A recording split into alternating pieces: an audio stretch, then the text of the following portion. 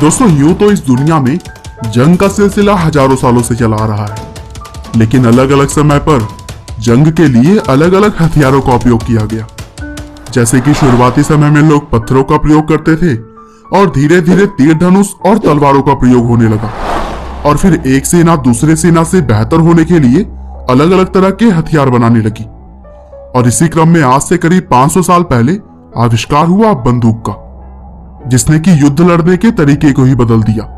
और उस time lock and fire type के बंदूक यूज किए जाते थे, लेकिन आगे चलकर बंदूकों की दुनिया में भी काफी सारे बदलाव आए और समय के साथ साथ इसके भी टेक्नोलॉजी में सुधार आता रहा। और जब हम आज बंदूकों की बात कर ही रहे हैं, तो क्यों ना हम बात करते हैं सैनिकों की सबसे पसंदीदा हथियारों में से एक AK-47 नाम से पहचानी जाने वाली ऑटोमेटिक राइफल की, जो कि जंग के मैदान में दुश्मनों के छक्के छुड़ाने के लिए काफी है। लेकिन क्या आपको पता है कि इसे किसने और क्यों बनाया था? शायद आप नहीं जानते होंगे, लेकिन इस बंदूक को बनाने के पीछे भी बड़ी दिलचस्प कहानी है। और यह कहानी शुरू होती है आज से करीब 78 साल पहले से, जब 1940 में दूसरे विश्व युद्ध के दौरान मिखाइल कलाश्निकोव नाम के एक आदमी को कंधे पर गोली लग गई। दरअसल मिखाइल सोवियत सेना में एक टैंक कमांडर थे और गोली लगने के बाद उन्हें अस्पताल में भर्ती करवा दिया गया। उसी दौरान सेना के कुछ सिपाहियों ने उनसे सोवियत राइफल्स की खराब क्वालिटी और जर्मन राइफल्स की तुलना में उनके हथियार काफी कमजोर होने की बात कही, जिससे कि सोवियत सैनिकों की बड़ी संख्या में जान जा रही थी।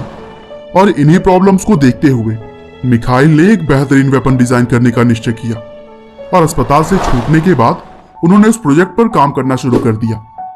मिखाइल ने 1942 में सब मशीन गन और 1943 में एक लाइट मशीन गन पर काम किया, और फिर 1944 तक उन्होंने सेमी ऑटोमेटिक गैस से ऑपरेट होने वाली एक बंदूक बनाई, जो कि एक लंबे स्ट्रोक पिस्टन पर आधारित थी।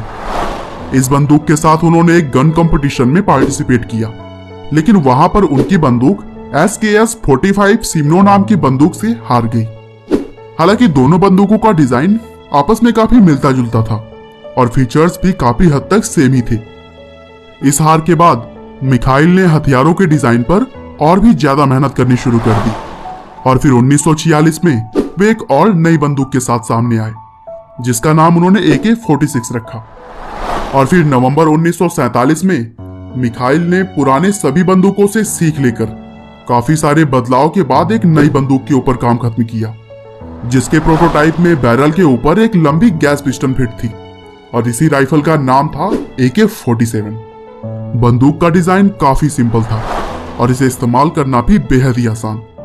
इस बंदूक को 1948 में ट्रायल के लिए आर्मी को दे दिया गया, और आर्मी ने भी इसे हर कंडीशन में यूज करने के लिए सबसे बेहतरीन हथियार बताया। और फिर 1949 से ही यह राइफल सोवियत और रूसी सेना के साथ में है। साथ ही दुनिया भर के लगभग 106 देशों के सैनिक इस राइफल का उपयोग करते हैं। और दोस्तों AK-47 नाम में A का मतलब ऑटोमेटिक और K इसके डिजाइनर कलाश्निकोव के नाम पर है। साथ ही 1947 में इसका आविष्कार हुआ था, तो 47 वहां से लिया गया है। और दोस्तों इसके डिजाइनर मिखाइल ने इस बंदूक से अपने पूरे जीवन में एक भी पैसा नहीं कमाया था। इस आविष्कार को वो अपने देश की सेवा मानते थे। और मिखाइल की मृत्यु अभी कुछ ही सालों पहले 2013 में हुई। उस समय उनकी उम्र 94 साल थी। उम्मीद है कि आपको AK-47 की यह कहानी जरूर पसंद आई होगी। आपका बहुमूल्य समय देने के लिए बहुत बहुत धन्यवाद।